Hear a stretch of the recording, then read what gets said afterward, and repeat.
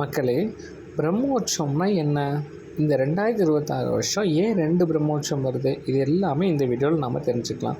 பிரம்மோற்சவங்கிறது பிரம்மா முதல்ல திருமால் சாமிக்கு நடத்தி ஒரு பெரிய நன்றி கடனான திருவிழா தான் பிரம்மோற்சவம் சொல்கிறாங்க.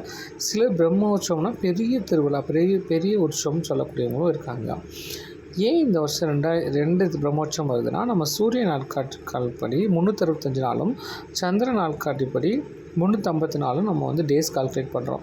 இந்த ரெண்டையும் நம்ம ஈக்குவல் பண்ணும்போது, இந்து பஞ்சாங்கத்தின்படி ஈக்குவல் பண்ணும்போது 3 வருஷத்துக்கு ஒரு தடவை நமக்கு அதிக மாதம்னு சொல்லி ஒரு மாதம் கூடுதலாக வரும். அந்த அதிக மாதம் வரும்போது நம்ம 2 பிரம்மோற்சவம் பண்ணுவோம். பொதுவாக சாலக்கட்டில் பிரம்மோற்சவம் எல்லா வருஷமும் திருமலையில் 9 நாளுக்கு நடைபெறும். இந்த அதிக மாதம் எப்போ வருதோ அப்போ 2 பிரம்மோற்சவம் வரும். எப்பயுமே வழக்கமாக நடக்கக்கூடிய சாலக்கட்டில் பிரம்மோற்சவம் நவராத்திரிக்கு ஒரு 9 நாள், இன்னொரு நவராத்திரி பிரம்மோற்சவம் நடக்கும். இந்த 2 பிரம்மோற்சவத்துக்கும் என்ன டிஃப்ரென்ஸ் அப்படிங்கிறது மட்டும் நம்ம தெரிஞ்சுக்கலாம். சாலக்கட்டில் பிரம்மோற்சவம் நடக்கும்போது எப்பயுமே கொடி ஏற்றம் இருக்கும். எல்லா தேவர்களும் வரவேற்கிறதுக்காக கருட கொடி துவஜரோகணம் அப்படின்னு சொல்லி கொடி ஏற்றம் இருக்கும். அதுக்கப்புறம் அந்த திருவிழா முடியும் போது கொடி இறக்கமும் இருக்கும். துவஜ ஆரோகணம்னு சொல்லிட்டு கருடனுடைய கொடி இறக்கமும் செய்யப்படும்.